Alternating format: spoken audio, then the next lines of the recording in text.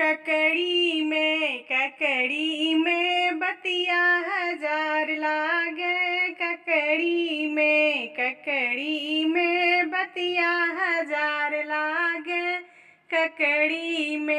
ककड़ी तोड़ने चली दुल्हे की बहिनी, उनका चोर लागे बदमाश लागे। उनका लखनऊ के गुंडा हजार लागे। ककड़ी में बतिया हजार लागे।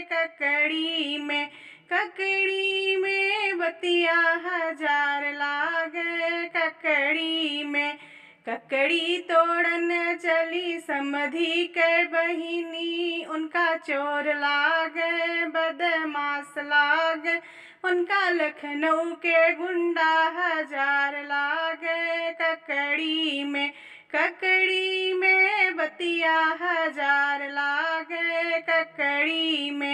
ककड़ी में बतिया हजार लागे।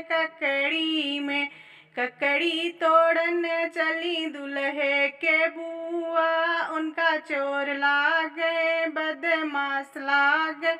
उनका लखनऊ के गुंडा हजार लागे।